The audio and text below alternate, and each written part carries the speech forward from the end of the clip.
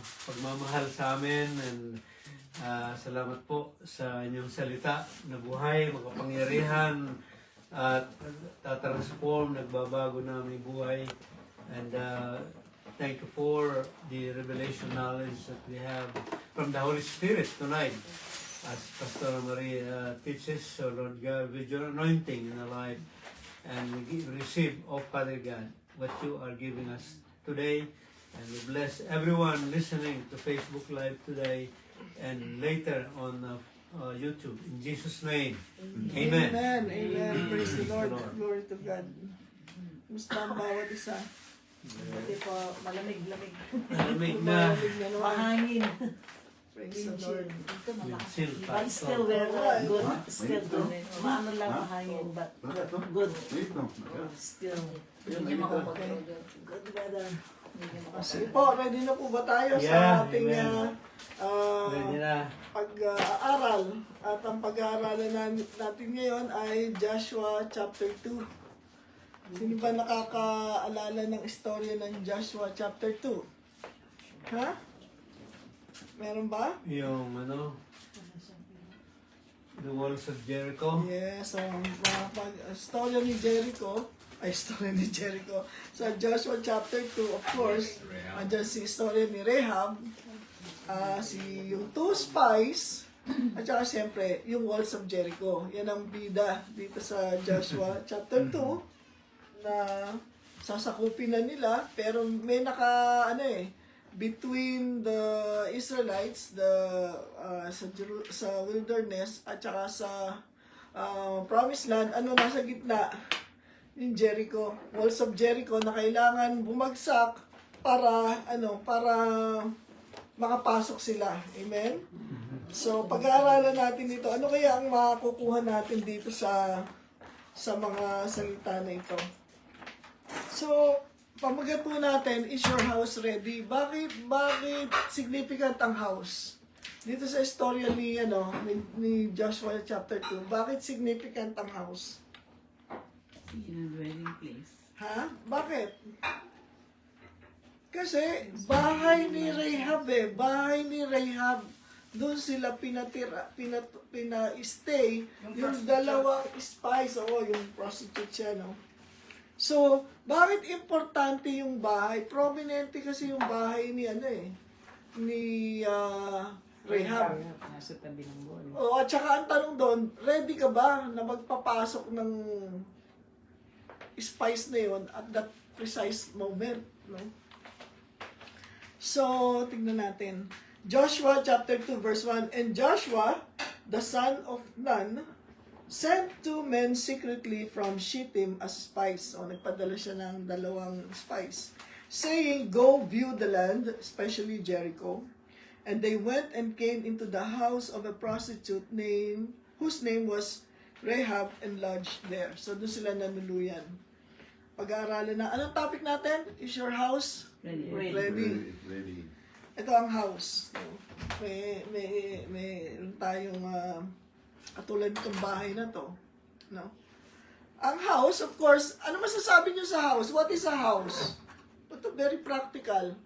Dwelling place. It's a dwelling place. Ano pa? Sabi, from the house of none. From the house. So, it's talking about family and lineage. So, pag sinabing house, is not only talking about a dwelling place, tirahan, kung hindi, pag sinabing house, ito rin ay yung pamilya mo, yung mga ninuno mo, no? At in a very particular way, pag sinabi nating house, importante dyan, it represents the person. So, yung house of Rahab talks about Rahab, no? Kaya sabi, there are 2 kinds of men who built a house, the wise man and the foolish one. So, ano yung binibuild nila? Bahay. Pero yung bahay na yun, simbolo lang ng buhay. No? Bahay, buhay. Ano nga yung bahay? Buhay. So, ang bahay, pinapakita niya. Kaya pag tinanong, is your house ready? Ang tanong doon is, yung buhay mo ba ready? Ready ka ba? Ready ba yung buhay mo? It talks about one's life. Yung buhay ng isang tao at saka ang kondisyon niya spiritually. So, pag tinanong natin, is your house ready? You as a person, are you ready? Your life, is it ready? And your spiritual state, ready ba tayo spiritually? Bawa, laging tinatanong sa atin, kung namatay tayo ngayong oras na to, ready ka ba? Sabi ko nga, naikwento ko ba sa inyo, nung namatay yung mama ko, kinabukasan din. Ngayon namatay mama ko, kinabukasan, umuwi kagad kami ni Ross. Pero alam mo kung anong ginawa namin? Naglinis kami. Kasi, nung dinurol sa bahay namin, parang feeling namin ni Ross, parang magulo yung bahay namin. So, naglinis kami kasi hindi ready. Hindi ready yung bahay namin. Kasi sino ba nakakaalam na bigla na lang may mamamatay, di ba? So, usually, mga bigla ang ganun. Hindi ka naman talaga handa eh. Either yung buhay mo hindi handa, or yung physical dwelling mo hindi handa. Pero pag tinanong natin, is your house ready? Yung buhay ba natin? Handa ba tayo? Verse 6, but she had brought them up the roof. Ini-skip ko na yung ibang verses, pero ibig sabihin nun, matapos niyang patuloyin yung 2 spies sa bahay niya, saan niya tinago? Sa roof, of course. But she had brought them up to the roof and hid them with the stalks of flax that she had laid in order on the roof. Verse 8, before the men lay down, she came up to them on the roof. So, very specific yung roof. So, tingnan natin yung bahay. Bakit very specific yung roof? So, ito yung roof, no? Asan ba yung roof? Ayun, no? Alam niyo ba, the roof of a house is its highest point. The part most exposed to the sun. O, naniniwala ba kayo? Ang pinakamataas na parte ng bahay, syempre yung bubong. At yun ang pinakamalapit saan? Sa langit. Sa araw. No? So, roof represents what is inmost. I-research nyo yan ang lalabas sa inyo. No? Spiritual meaning of roof, spiritual meaning of house. Kasi walang aksidente sa Biblia. No incidental details in the Bible. Lahat ng salita may kahulugan. So, ang roof ng bahay, inire-represent niya kung ano yung nasa kalooban ng tao. The part that is closest and most in contact with the Lord. Kasi yun ang pinakamalapit saan? Sa langit eh. Yung roof, yun ang pinakamalapit sa langit. So, sabi sa Acts 10:9, the next day about noon, these men were coming near Joppa. Peter went up on the roof of the house to pray. Madalas, kung hindi sila makakapunta sa isang lugar kung saan sila magkakaroon ng privacy sa Panginoon, saan sila nagdadasal? Sa roof. Doon sila nag-stay. So, yung pinapakita dito na yung roof natin, yun yung nasa malapit sa Diyos. Kung malapit ka nga sa Diyos, ano ba yung nasa puso mo? So, gusto ko lang nabigyan nyo ng tandaan nyo lang yung kahulugan. Ano nga yung bahay? It represents your life, your spiritual state. Kung ano ang kalagayan mo spiritually. Yung roof talks about our contact in most part sa Panginoon. Pinakamalapit yon. Joshua 2:15, then she let them down by a rope through the window, for her house was built into the city wall, so that she lived in the wall. Yung nakakatuwa dun eh. Yung bahay ni Rahab, nasa wall. Nasa wall ng Jericho. Okay? And she said, according to your words, so be it. Then she sent them away, and they departed, and she tied the scarlet cord in the window. So ano sabi niya? Alam mo, naniniwala ako sa Diyos niyo, sabi ni Rahab. Sabi niya, kaya actually, lahat ng tao dito sa Jericho, natatakot naman talaga sa Diyos niya, kinakabahan lahat eh. Kasi narinig na namin yung mga ginawa ng mga Panginoon, nakimala sa buhay ninyo. So, natatakot na lahat ng tao dito sa Jericho sa nyo. Pero pag nakarating na kayo sa Promised Land, at sabi niya, kasi alam niya, gigibain itong Jericho, huwag mong kalimutan ang ano sinabi niya? Huwag mong kalimutan ang pamilya ko. Di ba? Nakakuha niyo ba yun? wag mong i-destroy. Ano nga yung house? It's a dwelling, but the house also represents your lineage, your family, no? So sabi niya, yung buong pamilya ko, wag niyong kalimutan. Iligtas niyo yung buong sambahayan ko, yung buong sambahayan ko. Kaya ang sabi ng mga spies, ano daw ang dapat nilang gawin? Magtatali siya ng lubid na kulay pula para pag nakita namin itong lubid na pula, nakatali sa bintana, ay hindi sila madedestroy. Sila ang unang-unang ililigtas. Okay? So, ngayon naman, tingnan natin, ano sa tingin nyo ang kahulugan ng window? Kasi nakita natin yung buong bahay, yung roof, ha? Eyes, mata. Okay, tingnan natin. A window is an opening for light and air. Di ba? Doon naman talaga pumapasok eh. Symbol of possibilities, opportunities, internal insight, understanding, liberation, and hope. So, yung bintana ng bahay sa atin, ang sinisimbolize niyan, yung mga possibilities. Kaya nga, di ba, pagka, buksan niyo yung mga kortina, buksan niyo yung mga bintana, pag pumasok lahat pumasok yung hangin, pumasok ang biyaya, mawala yung mga alimuom sa loob ng bahay, pumasok ang mga, preskong hangin dito, di ba? Ibig sabihin, so pag binubuksan natin yung mga bintana natin, pinapakita natin na binubuksan natin sa biyaya ng Diyos, sa pananampalataya sa Diyos, yung mga possibilities na gustong ibigay ng Panginoon sa atin, opportunities and everything. Pero in the Bible, windows represent prophetic visions. Okay, pag nanaginip ka ng bintana, halimbawa, merong bintana, God wants to give you a vision. And also, ang window, it also represents our witness. Paano tayo bilang isang Kristiyano, ano yung patotoo ng buhay natin, no? Naalala ko, yung bahay namin sa Tondo, yung mga maliliit kami, sa Tondo, dikit-dikit ang bahay doon, di ba? Nakakarating na ba kayo sa Tondo? Na pagka may mga, ewan ko ngayon, maraming usisero, di ba, yung mga usi. Pag may nag-aaway, yung mga tao nakasilip sa bintana. Pagka meron kaming naririnig na kumusyon, bawa may kumusyon sa labas, sasabihin ka agad ng lola ko sa amin, saray niyo yung mga bintana. Yung mga bintana. Pero yung pagka usisero ka, gusto mo sumilip doon kung ano. Gusto mong malaman kung ano nangyayari, di ba? Gusto mo makimarites. Okay?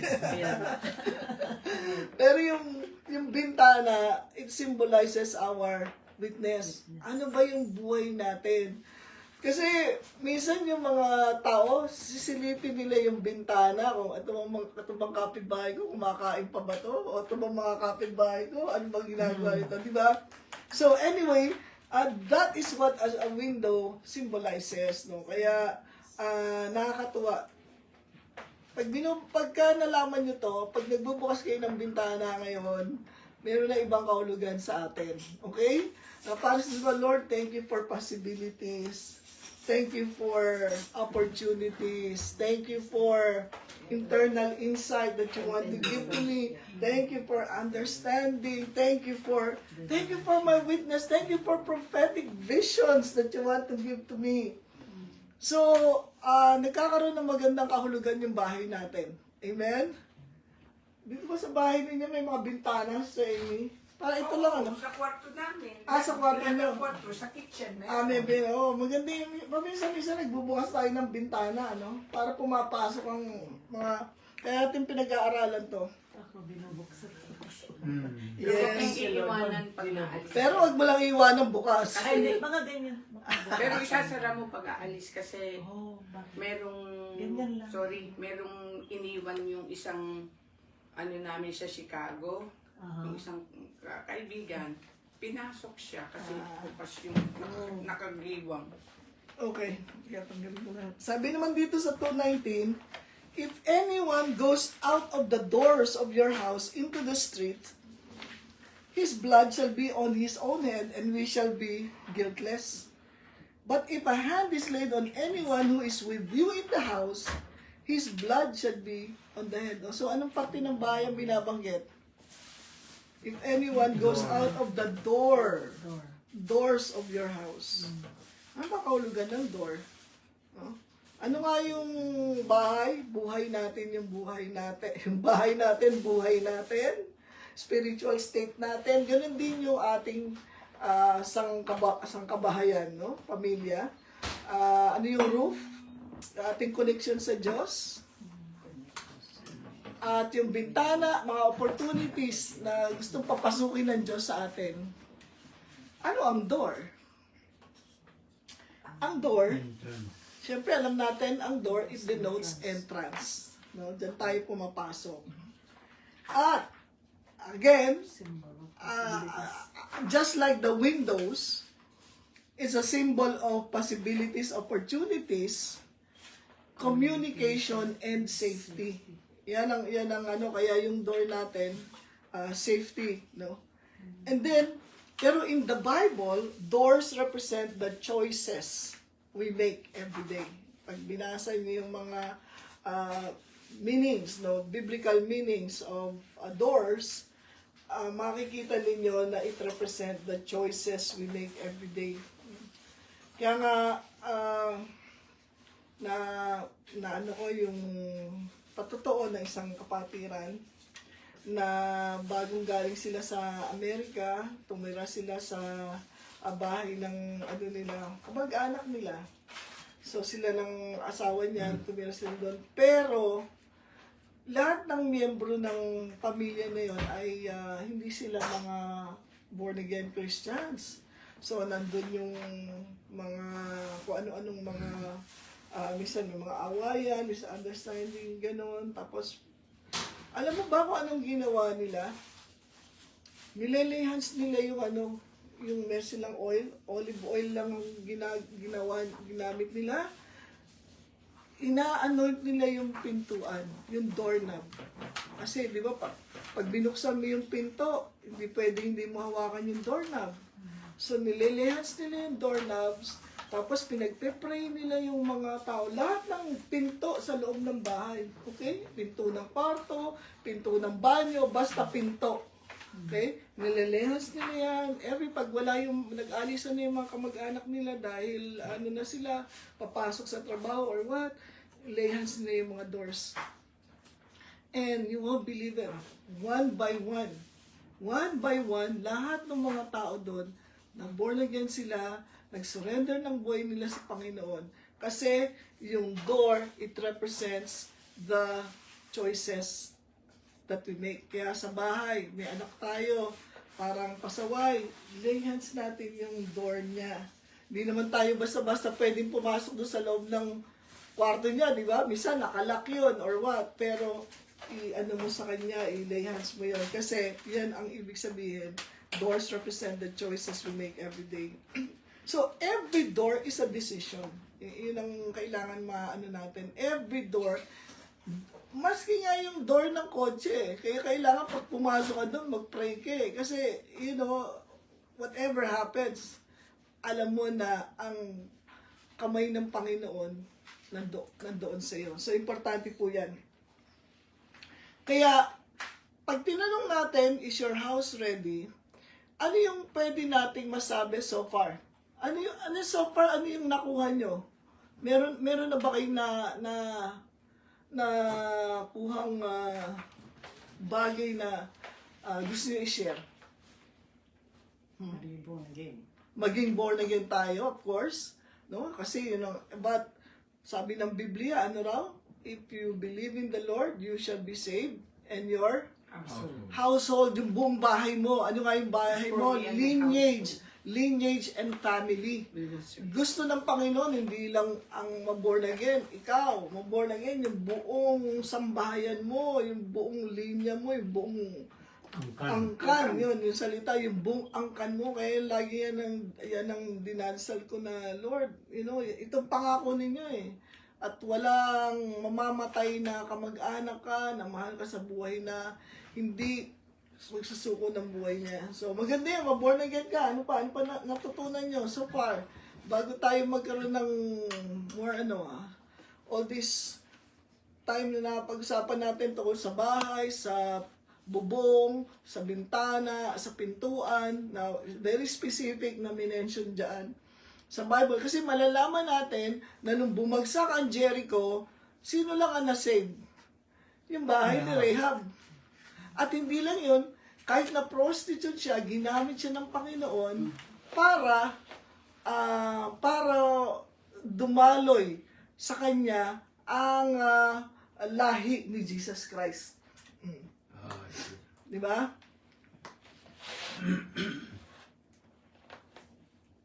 Sino ba naging anak ni Rahab? Sino ba na yan?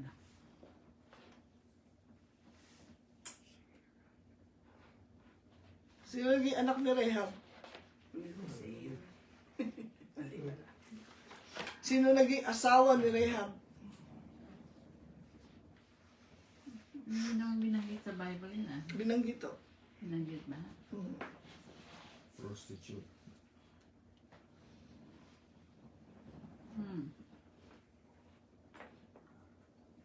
Parang Kasi kasama ho si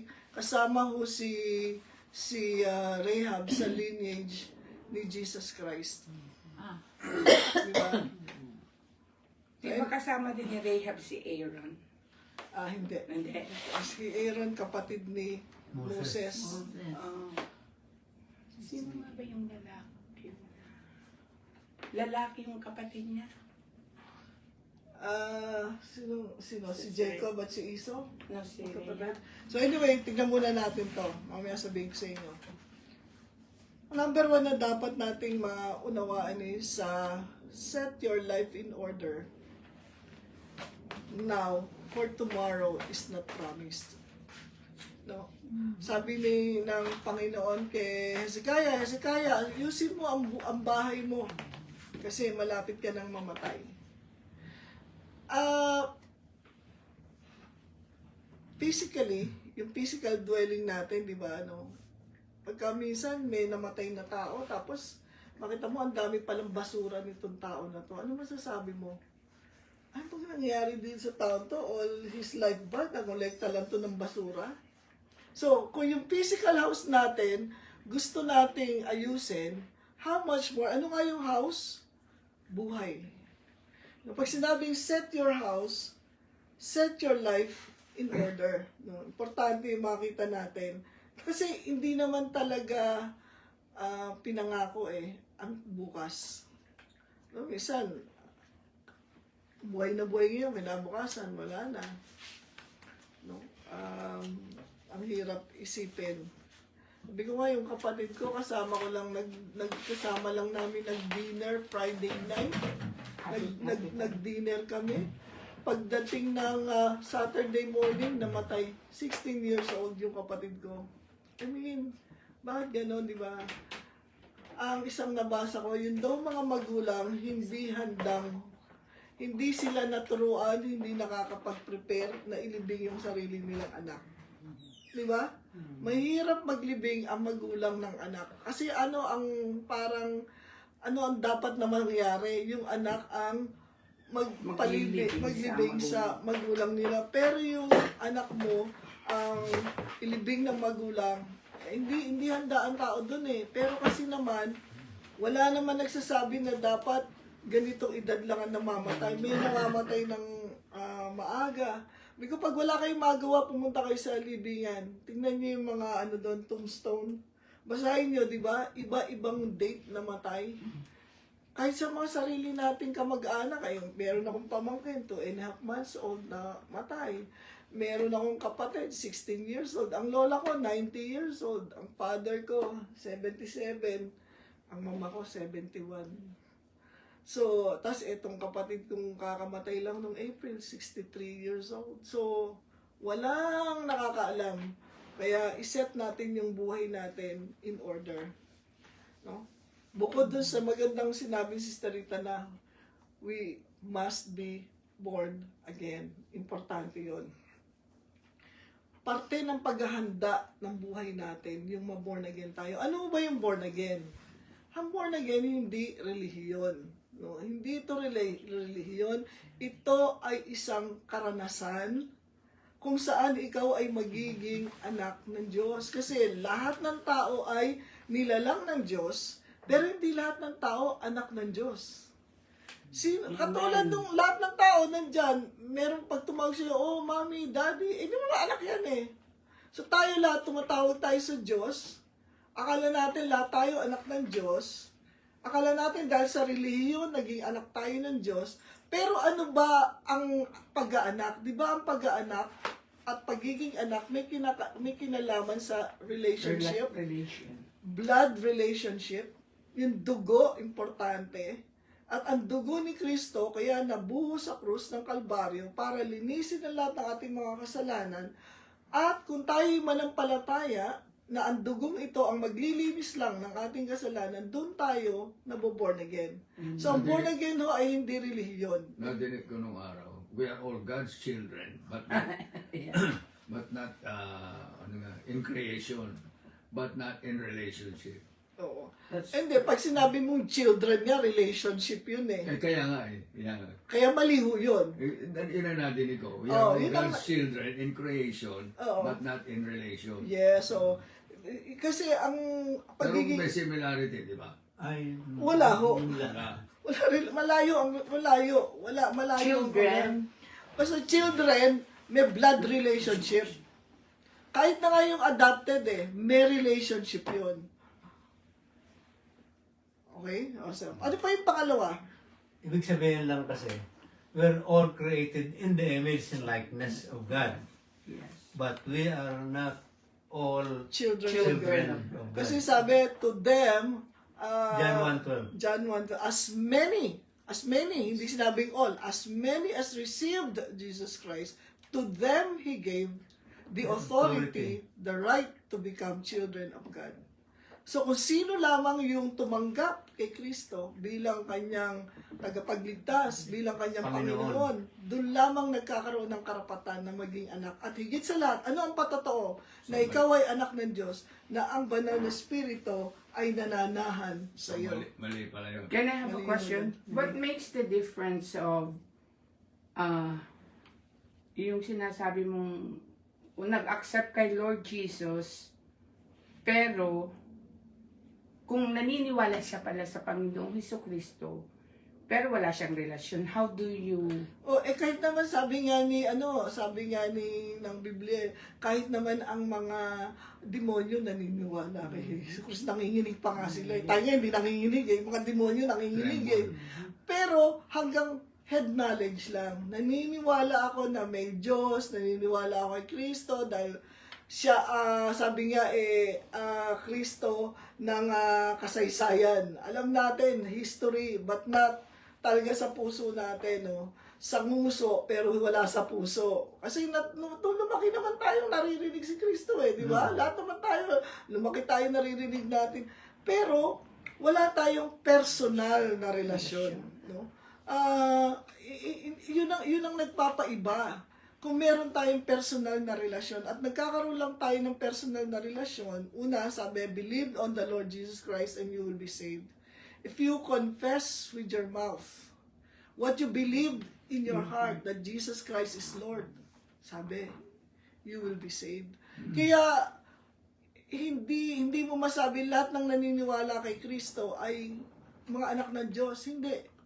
Kung sino lang yung talagang nagsuko ng buhay nila kay Kristo at tinanggap ang banal na Espiritu bilang kaloob ng Diyos sa Kanya.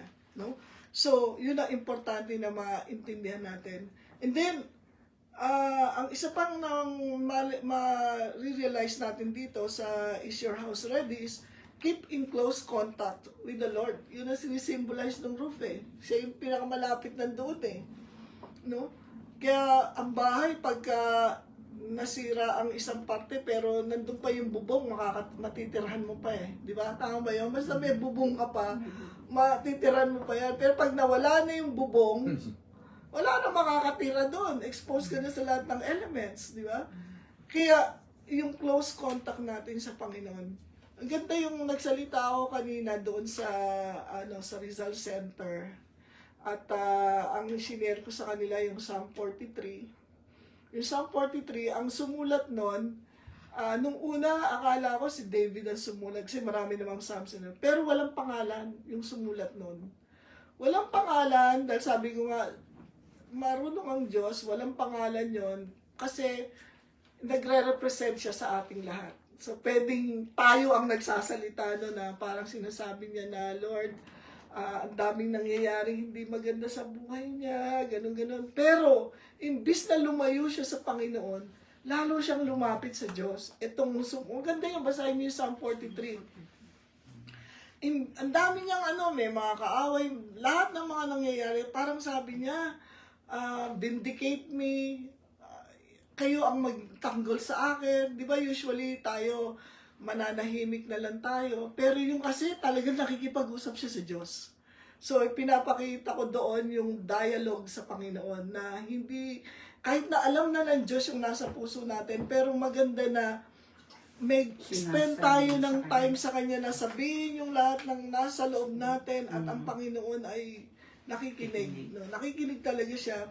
So, hindi yung pananahimik kundi pakikipag-usap sa Diyos. No? Importante yun. Kaya, keep in close contact with the Lord. Tapos, sabi dyan, opportunities abound in this life for you to embrace. Maraming mga tao sabi, ay, ang hirap ng buhay, ganito, ganyan. Pero ang totoo, maraming oportunidad na binibigay ang Panginoon, pero hindi lang natin sila,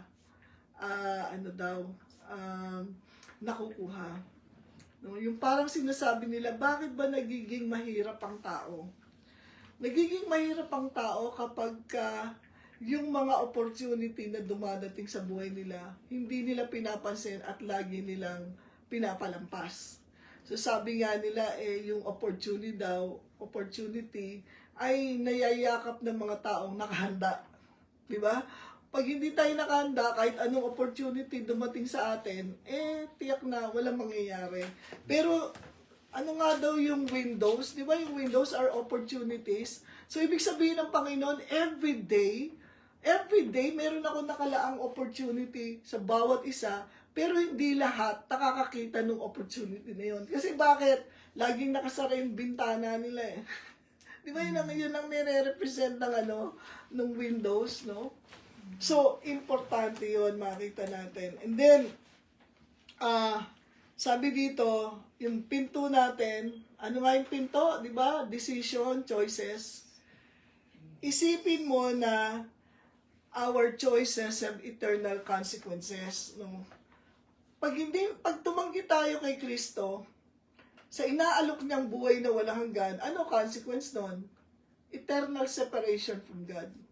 Pero kapag gumawa naman tayo ng desisyon na tanggapin ang inaalok ng Panginoong Hesukristo na kaligtasan para sa atin, ano ang reward no? Di ba? Reward and consequences. Sino nakinig ng mensahe nung nakaraang linggo? Ano ba yung mensahe nung nakaraang linggo? Pakinggan niyo kasi maganda yon. God's sense for everyday life. Kasi, sense. Kasi di ba, naisip natin yung common sense. Pero yung common sense, kailangan ma-upgrade saan? Sa God's sense. Kasi common sense relies on human understanding. Although ang Diyos ang nagbigay ng common sense sa ating lahat, pero kailangan yung common sense na yan, ipailalim natin saan? Sa wisdom ng Panginoon. Pagka hindi natin yan pinailalim sa wisdom ng Panginoon, sa understanding, bunga ng kanyang salita, ang tendency, ang mga desisyon natin ay laging malayo at taliwas sa Diyos. Kaya nga, either we are, at saka ang ganda nung kung pinakinggan nyo, the reward of God's sense. Meron din consequences yung enemies, no? May enemies yung God sense. Kaya ang ganda, may benefits, may enemies. Kasi kung binigyan tayo ng Panginoon ng God's sense, bakit hindi lahat? Bakit hindi lahat nakagawa yung tamang gawin? Kasi may enemy, may enemies of God's sense, no? So ito, pinapakita sa atin ngayon dito na our choices will determine whether we will enjoy the rewards or suffer the consequences. So, anong pipiliin mo? Enjoy the rewards or suffer the consequences? Siyempre, enjoy the rewards. Pero, lagi ba nating nagagawa yung tamang choices? Hindi eh. Kasi kailangan nating dumulog sa Panginoon para magawa natin yung mga choices. Sabi ko nga, one of the enemies of God's sense, why hindi tayo nakakagawa ng tamang desisyon, one of the enemies is what? Instant gratification. Kasi gusto natin ngayon na, agad-agad, no? Gusto ko na, eto na, katulad ni Iso, gutom na gutom ako.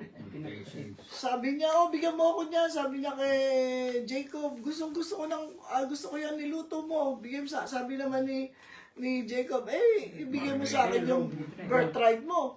Sabi naman ni Iso, what is this birthright about?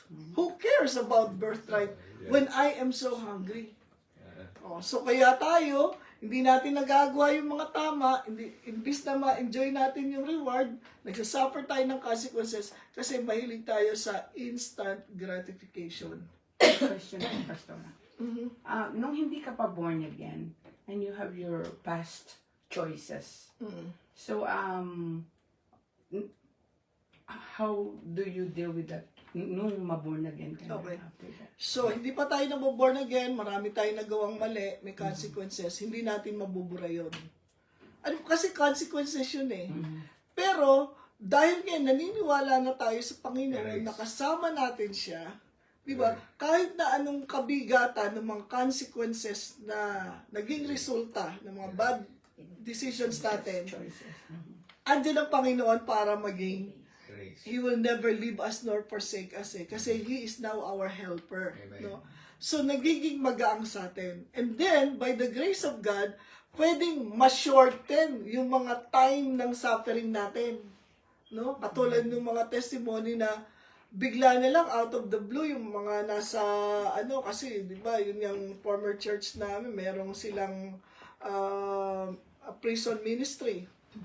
Minsan, nagkakaroon sila ng favor sa warden o kaya naman na bibigyan sila ng favor na makalaya ng mas maaga kaysa dun sa takda nila. So, ibig sabihin, ang Panginoon, sabi niya, He causes all things to work together for our good because now, we love the Lord. And sabi niya, we love Him because He first loved us. Kaya, hindi tayo makakaiwas doon sa mga consequences. Katulad ba, nag-asawa ka ng sa maling tao, asawa mo pa rin yan hanggang ngayon. Pero dahil meron ka ng Panginoon, isang araw baka maborn again yung asawa mo. Then magiging maganda yung pagsasama ninyo. So, merong grace ang Lord to help us. Sabi niya, He will never leave me nor forsake me. So, I can confidently say, the Lord is my helper. What can man do to me? So, ngayon hindi na tayo natatakot. So, importante maintindihan natin yun na lahat ng choices natin may eternal consequences. No? Isuko mo ang buhay mo sa Panginoon, merong pagpapala yan. Tumalikod ka sa Panginoon, merong consequences yan. So, may resulta yung bawat bagay na ginagawa natin. Kaya, mahalaga na maintindihan natin ito. Otherwise, yung buhay natin, dadaan ng mga araw nang walang nangyayari and then before we know it, it's too late dahil namatay na tayo. Pag namatay na tayo, wala na tayong magagawa. Makakapag-decide pa ba yung tao at hindi naman natin, katulad ngayon, ngayon, November 1 sa Pilipinas, yanin natin yung mga patay natin, aalalahanin natin. Mga Todos Los Santos, mga ganyan.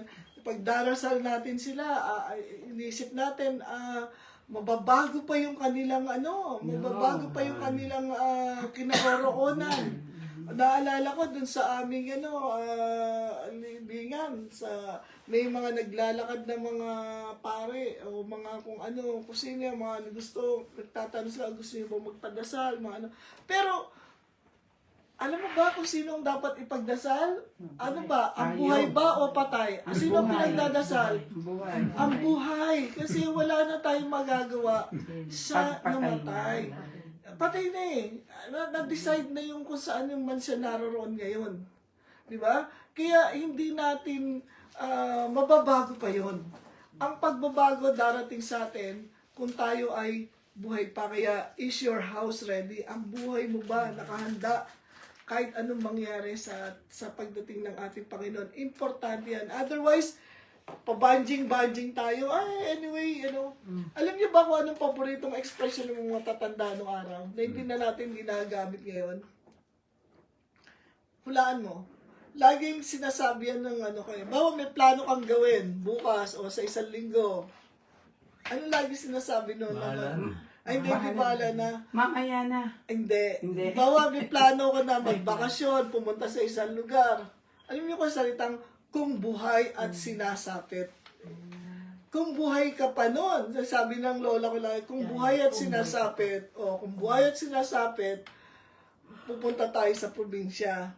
Kasi, bawa, pupunta tayo sa probinsya next week. Paano kung di mo inabot yun? Bigla ka namatay bago mag-next week. Kaya lagi, God's will. oo, parang kung buhay pa tayo at sapitin natin yung araw na yon, eto, gagawin natin. Pero hindi na natin yung, hindi na yung mga salita na, of course, meron tayo nung God willing, no? God willing, kung kalooban ng Diyos, gagawin natin yan. But the thing is, sabi ko nga, wala tayong luxury minsan ng even 5 minutes.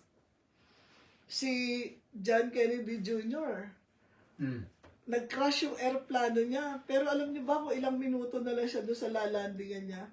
Wala pang 10 minutes eh. Dapat nakalanding na siya doon sa pupuntahan niya sa Martha's Vineyard. Attend lang siya ng kasal ng pinsan niya or what. Pero nagkaroon siya ng problem sa inaano niya na airplano na pinapaandar niya. Not even 10 minutes. Hindi, wala nga tayo yung buti kung meron kang, sabi ng isang kakilala ko, kung tatanungin daw siya kung anong gusto mong pagkamatay, mabilis o magkakasakit ka ng matagal? Anong gusto nyo? Yung mabilis na kamatayan, yung nasagasaan ka, na aksidente, nabagsak, ha? Wala kang pipiliin. O yung medyo magtatagal ka dahil magkakasakit ka muna bago ka mamatay. Sudden. Ano gusto mo, sudden o medyo matagal? Sabing tong kakilala ko, sabi niya, ang hirap pag biglang namatay. Wala ka nang naipagbilin sa mga anak mo, wala ka nang nasabi. Sabi niya, parang mas maganda yata yung kahit magkasakit ka. Para Ano mo yung gusto mong sabihin? para kasi katulad ni asawa ni si Jackie Kennedy. Si Jackie Kennedy kasi nagka-cancer siya, di ba? So, bago siya doon sa time na meron siyang cancer, naayos niya lahat. Yung mga dapat niyang ayusin ng mga papeles niya, yung mga sulat niya na gusto niya siya mismo ang magsunog, sinunog niya. Kaya wala kayong mababasa ng mga sikreto ni Jackie Kennedy kasi she took care of everything. Siya personally nagsunog ng mga memorabilia niya, ng mga ano niya. Kasi naihanda niya yung sarili niya. Kaya parang sabi nung isang kakilala ko, parang mas maganda yata yung meron time na magagawa mula dyan. Pero meron ding biglang namatayan pero naayos na yung buhay niya. Meron ganon. Pero bihira yung kasi biglang. Yung sinabi nila, si Charlie Kirk, instant nung tinamaan dito. Patay agad. Pero maayos pala yung niya, papeles niya. Sa asawa niya. Sa asawa niya. Sa pamilya niya. Kasi kasama nga yan sa paghahanda mo ngayon bilang born again ka na. Kailangan kasama yan sa hinahanda mo. Kung meron kang mga ari-arian, ayusin mo na yan. May insurance ka ba? Ayusin mo yan. Sino mga... Kailangan gawin mo yan. Parte yan ng Is Your House Ready? Ready ba buhay mo? Eh tayong mga Pilipino, marami sa atin, bahala na. Bahala na. Saka yung takot kasi ng pamahiin. Mamaya na. Oo. Hindi lang yung ba't ka ba nag-ano ng insurance? O ba't ka bibili ng libingan? Di ba parang mamatay ka na ba? O Sabi ko nga, parang yung takot ba? 1980, ang mama ko bumili ng ng lote sa Holy Cross Memorial Park. 1981, namatay ang kapatid ko. Di sabi ng mga kamag, ikaw kasi, parang naghahanda ka sa kamatayan, kaya yan, So, Kaya tuloy parang, yan. parang nagkakaroon ka ngayon ng condemnation. Kasi yung boss ko, syempre, bago pa lang ako nun, sinabi ko sa boss ko yun. Boss ko, mayaman dahil vice president ng kumpanya. Sabi niya, alam mo, matalino, mama mo.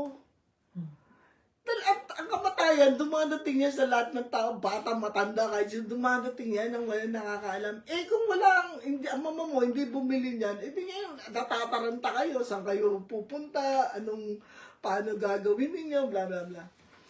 That's part of making our house ready.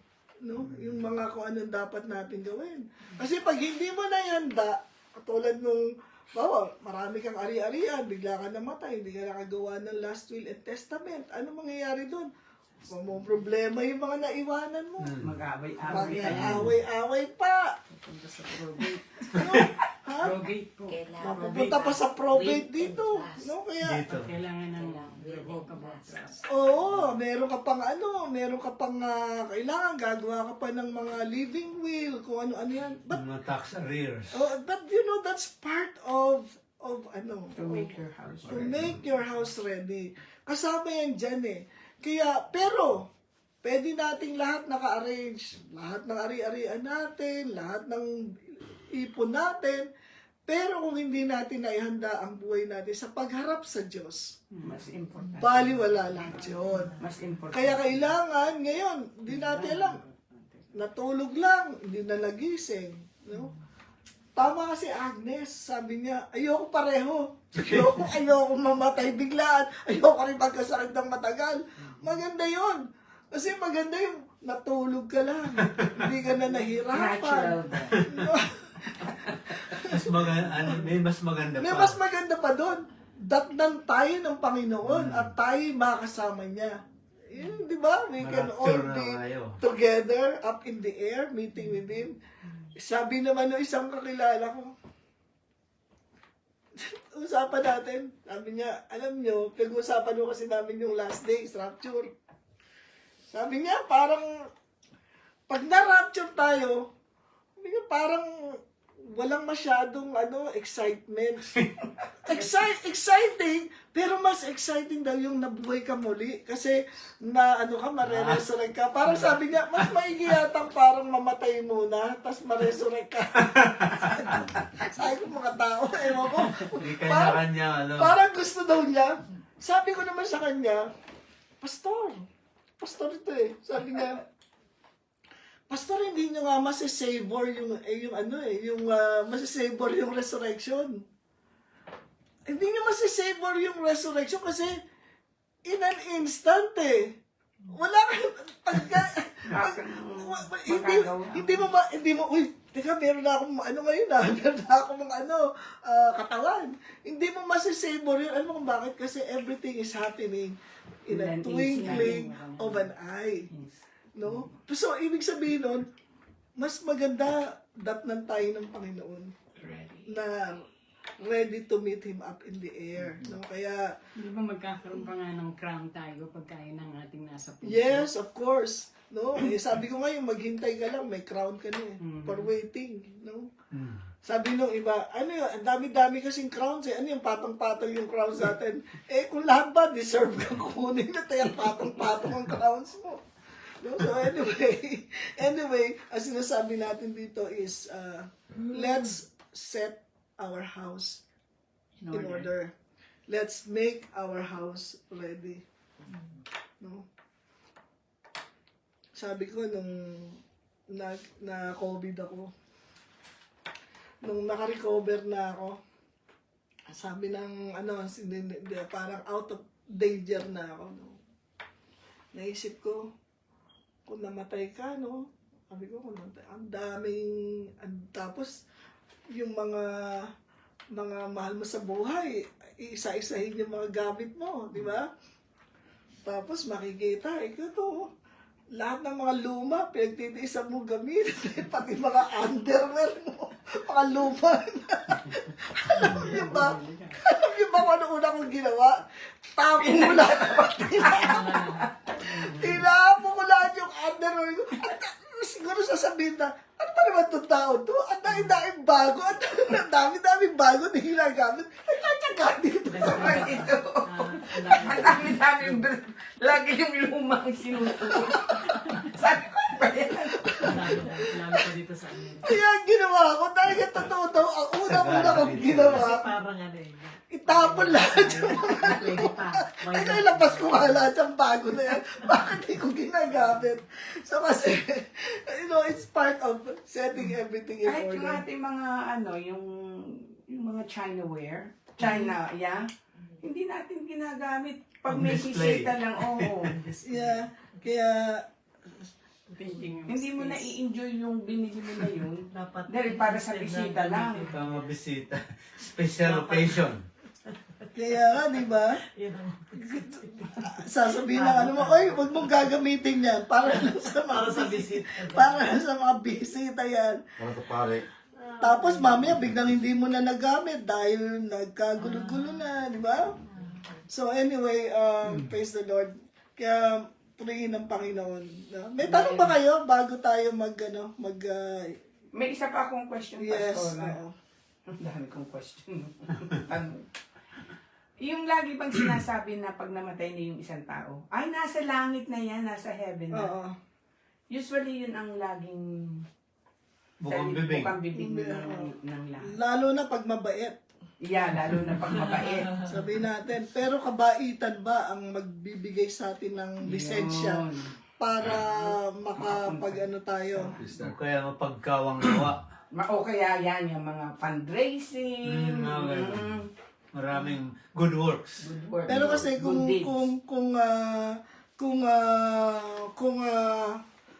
kabaitan lang ang basihan, hindi na kailangang mamatay ni Jesus sa krus. No? So, importante, maalaman natin na ang tanging daan para tayo ay makapasok sa kaharian ng Diyos at sa Kanyang presensya ay walang iba kung hindi si Yesu Cristo.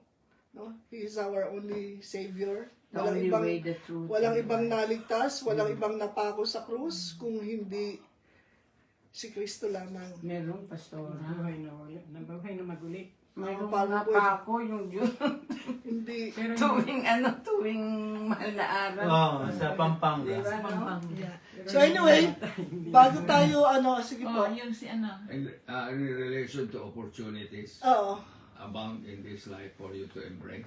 Oo. So one of these, what are the three things you cannot hold back? Time. Time. What else?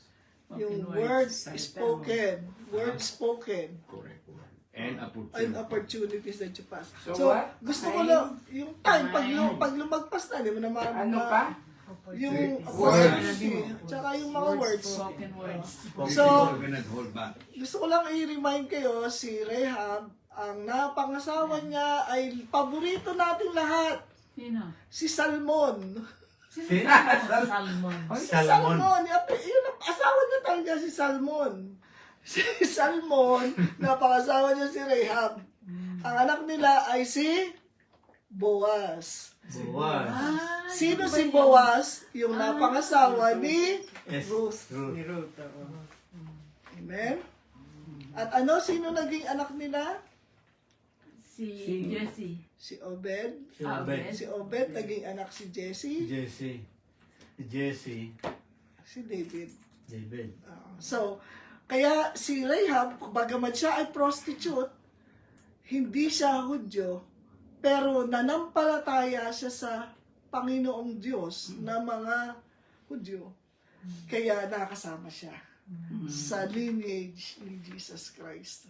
At alam naman natin, base sa science, ang pagbubuntis ng tao, kahit na yung babae, dugo lang ng lalaki talaga yung nagiging parte nung ipinagbuntis na bata. Kaya si Jesus ay ang dugo niya lang ay Hudyo, no? Jewish blood. So anyway, praise the Lord. At meron pa po ba kayong tanong bago tayo manalangin? Araw-araw, sabihin natin sa Panginoon, Lord, salamat po sa inyong presensya, sa inyong kabutihan sa amin. At kahit na meron tayong na-miss na opportunity ngayong araw na to, ano pa, Lord, salamat po na you are a God of many chances and many opportunities. Salamat po, Lord, na meron pa kayong nakalaan para sa akin, hindi nauubusan, na ibibigay niyo sa akin. Amen? Many chances pa. Many chances and opportunities. Okay. So, meron po ba? O manalangin na po tayo? Ang maganda lang sa buhay ng Panginoon is parehong Hudyo, si Joseph tsaka si Mary. Yes, oh. So, lang sigurado tayo na ang Messiah natin is Jewish. Jewish, yes. Oh. Yes. Kahit na walang dugo sa Si babae. Mary, oo. So, anyway, At saka na may lineage din si Mary yes, so, from King David, in the part of King David. yeah. Sige. Sige po, tayo manalangin. Aming Ama sa langit, O Diyos, maraming salamat po sa pagbibigay niyo sa amin ng pagkakataon na maihanda ang aming mga buhay, maihanda ang lahat ng may kinalaman sa amin, O Diyos. Salamat po na meron kaming kapanatagan ng kalooban sa bawat pagtulog namin dahil alam namin na kami ay kabilang sa inyo, hindi niyo kami iniiwan, O Panginoon. Lord, sa oras na ito, ang dalangin ko po ang aming mga mahal sa buhay, mga anak, mga kamag-anak, mga kapatid, mga lahat, Panginoon, ng aming mga kamag-anakan ay makakilala sa inyo. Mabuksan ang kanilang mga isipan, Panginoon, na walang ibang tagapagligtas kundi kayo. Hindi relihiyon, hindi tao, kundi kayo lang, Panginoong Hesus. Salamat din po, O Diyos, na hindi kami mag-struggle, hindi kami magkakaroon ng takot, kasi mas maninindigan kami sa inyong mga salita. Lord, dalangin po namin, Panginoon, na maging ang mga sakit ay maputol sa aming mga pamilya, Panginoon. Amen. We come against Thank all you, this mga sakit na sinasabing minamana, Panginoon. We rebuke them in the name of Amen. Jesus, Amen. Lord. We Amen. stand on your word na si Kristo na ang naging kabayaran sa lahat ng mga sumpa ng kasalanan at sumpa ng kahirapan, maging ng kamatayan. Lord, we just bless you today. We thank you, Lord. Gabi-gabi, Panginoon, nagpapasalamat kami sa inyo sa pagtulog na binibigay niyo sa amin, sa kapahingahan, Panginoon. Apart from you, we cannot do anything, Lord God. Kaya kami po ay sumasamba sa inyo, patuloy na nagpupuri, Panginoon, na nawa magamit niyo pa kami. Magamit niyo ang bawat isa Yes, sa amin, amen. Lord God. Thank you, Lord. Knowing that the days are evil, O Lord God, nawa marami pa kami maabot ng mga tao. Siya nga po, Lord, Panginoon. sabi ninyo, Panginoon, yung witness namin, Lord, ito ang ginagamit ninyo para makita ng mga tao na buhay kayo sa amin. Opo. Lord, kaya maraming salamat po. You have blessed us to be a blessing. Salamat po, Lord, na sa pag-abot namin sa aming kapwa, Lord, patuloy niyo naman kaming pinupuspos ng inyong pagpapala. Kaya sa inyo po namin binibigay lahat ng papuri at pasasalamat sa pangalan ni Jesus. Amen. Amen. Praise the Lord. Thank you, Lord. Sa Panginoon, salamat sa Amen. Panginoon. Praise the Lord. Amen. Amen. Sino si Salmon? Si isa mo yun doon sa mga